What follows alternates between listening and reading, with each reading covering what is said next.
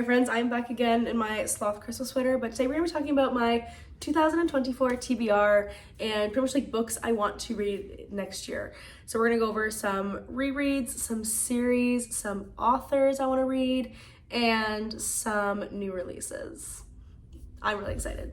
This past year is like my first year fully getting back into reading in my adult years, and I did myself like a TBR for the entire year. So I want to make this video so I can look back on it at the end of next year and see if I actually stuck to this and if I actually did the things I wanted to do, but we'll see. So one of my main goals for next year is that I wanted to make time for rereads. Like I said, this is my first year getting back into reading in my adult years, and I felt like I was playing catch up a lot of the year, trying to figure out like which books already like went mad popular and everybody's already read and raved about, and like trying to catch up on all those and not really staying up to date or like having time to reread books. So I have a couple books I really want to reread because I want to annotate them. Like that's the goal of it. So this list we only have one standalone, which is Malibu Rising by Taylor Jenkins Reid. Actually, I have it right here. This book was a 5-star. It was so special to me. I've never related to a character more than I related to Nina in my entire life, and I just want to get a chance to go back and annotate this. There's so many quotes that stood out to me and that were so powerful, and I just cannot wait to go back and reread this. More rereads are very important to me for mainly like an annotating perspective. The SJM Universe, the entire thing. I want to reread it, and Chestnut Springs. And then I want to go back and like read some like childhood favorites, because for a couple videos ago I reread the entire Hunger Games trilogy and it was like so nostalgic and fun and perfect. I want to get a chance just to make that again. So I want to reread the Hunger Games again so I can actually annotate it this time. I want to reread Harry Potter, and I want to reread some Rick Riordan's, like Percy Jackson. So they have just like so much fun and like nostalgic of my youth. Some series I want to get to. My goal for 2024 is to finish the Shadowhunters universe and be completely up to date. So as of right now, I've only read the first 3 in the Mortal Instruments and the Infernal Devices. So I still have the last 3 in the Mortal Instruments, the 3 in the Dark Artifices, and the 3 in the Lost Hours trilogy. There is also more coming out. I believe there's one more trilogy coming out. And there's all like the little companion books I haven't read. Like I think there's one, it's like, is it like the Red Scrolls or the White Scrolls of something? There's like Tales from the Shadowhunters Academy. There's like companion novels too. So I want to be done the Shadowhunters universe up to date completely by the end of 2024. Also, a big goal for me in 2024 is just like finish series in the middle of.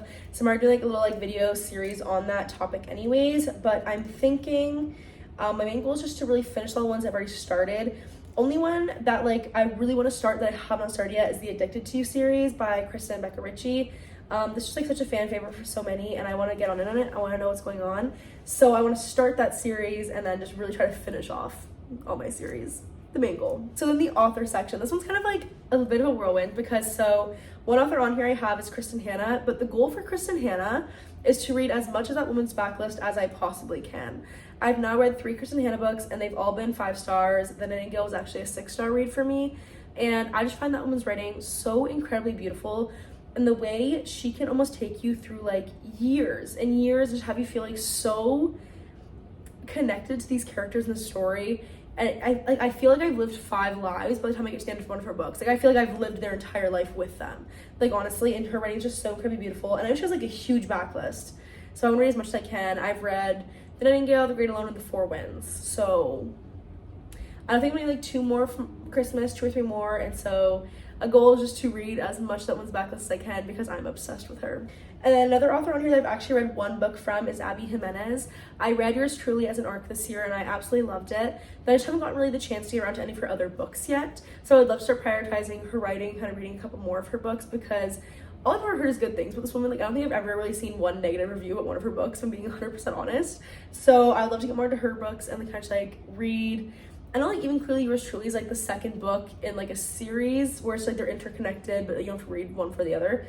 So they'll read the companion novel for that one, and then she has a bunch more out, and so just maybe read more of her books. I've never read, but I would love to try this year in 2024. First, Olivie Blake. I've just heard such beautiful things about her writing.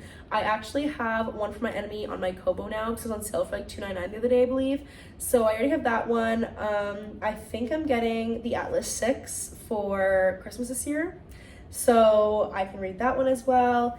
And she's one of those writers where I find like everybody says like her writing is just very like beautiful, and I want to be a part of it because everybody raves with her writing, and like me too. But I think the part for me is that like a lot of her books obviously come out in hardback first, and I'm such a paperback girly that like I refuse to buy them.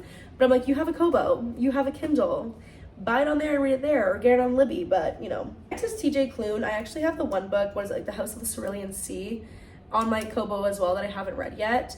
And we have like a new release out that I thought looked really good too. People have been like giving it really good reviews, so I would love to get to some of their stuff this year. A big one for me is, is Brandon Sanderson. I want to start some of his books this year, but I just like honestly did not get to it. I would love to start the Mistborn trilogy. I think everyone says that's like a pretty good place to start with Brandon Sanderson.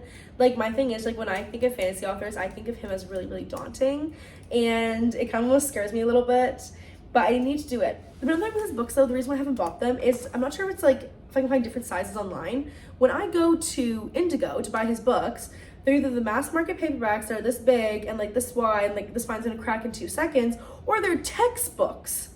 Like they're this big. I'm like, I feel like I'm holding a textbook from university right now. And that's like really uncomfortable to hold. So I'm like, I either need to just read them online, like on my Kobo or Kindle, or find regular size copies of those books, because where are they? Why is there no in between? Is it like a mass market or like a literal textbook? So this author is an author I've heard nothing but good things about. It's Lynn Painter. So I know it's just some really like cute like YA or adult romances out. And she has a new one coming out next year as well, I believe. And all I've heard is good things. I've heard that she has like a really good like feel good like cute author to read. I think I just like love some more like kind of like fluffy fun romance books, so definitely give her a try next year, I think. And then moving on to some new releases, because there's some pretty great ones coming for next year. First is CC3. Obviously guys, I've loved this book for so long. I like binged SJM this year. I finished ACOTAR this year. I read the Throne of Glass series, I think in like a month's time span, like near the beginning of the year. And then I read CC2 already like in February. Like I have been waiting a long time for this book. And it's a long time coming, and I'm glad it's here because I'm gonna probably read that book like the day it comes out. I've honestly considered taking the day off work. I don't think I will, but I've honestly considered it so I can just like sit there and binge it. But alas, that book I fear will be life-changing. So I'm excited. It's not a new release, but the new release for it is coming out, if that makes sense. I want to read Powerless. Is it by Lauren Roberts or Lauren something? Everyone says this book is amazing. Sarah Crowley should give it a 5-star. Like the lowest rating I've seen for it so far is a 4-star. And I really want to get it. And the second book, Reckless, comes out in July. So I really hope, obviously, if I like the first one, I'll be able to read the second one the second it comes out and really enjoy it. It's kind of funny because I have yet to read Icebreaker by Hannah Grace. Have not read it, just so you guys know, but I did get Wildfire as an ARC this year, and I read it, and I rated it like a 4.5 star. I honestly really enjoyed it.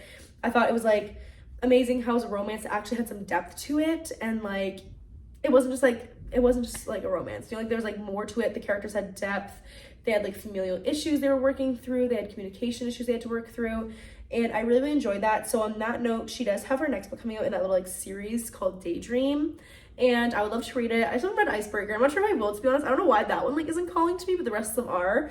But so I don't know when Daydream comes out, but I'll be reading it. Next one's a new Emily Henry funny story. Emily Henry kind of is like a 4-star author for me. Like typically when I read her books, like I'm not like blown out of the water, but they're always like at least a 4-star is like how it works. Like I think they've all been 4 stars. The highest is like a 4.5. So pretty much like she's like an auto-buy author.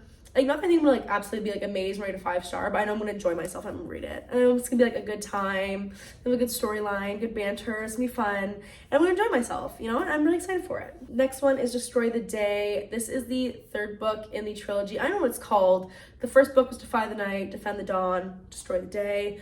The first book I think we rated like a 4-star. It was good, I enjoyed myself, and the second one was also very good again. I think it was 4.25 maybe. But the ending of it, the way that book ended off, I was like, I need the next one. Next one is the second book in the Emily Wilde series, which is funny because I haven't read the first book yet.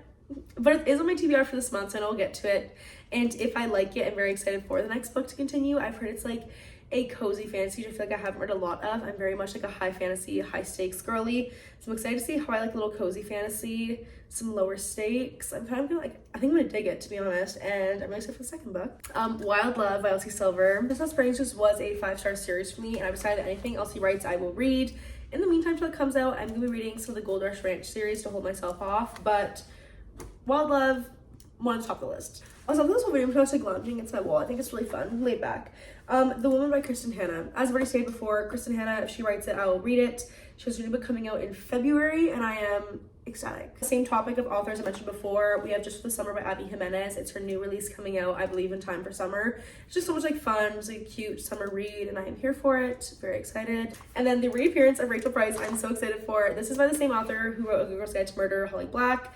Obsessed. Like, I love her writing so much. She's like a fun YA thriller mystery writer, and her new book's coming out, and I'll buy it the day it comes out because I love the woman in her writing. I just think she's so much fun. But that is my TBR for 2024 books I would love to get to. I'm sure I'll get to all of those, but it's kind of like a good base of like what I want to accomplish this year. So if you guys have any goals of your own, let me know them down below. I'm also on TikTok, Angel's Book Corner. I hope you guys like this video. If you did, please remember to like, comment, and subscribe. And I'll see you in my next one. Bye!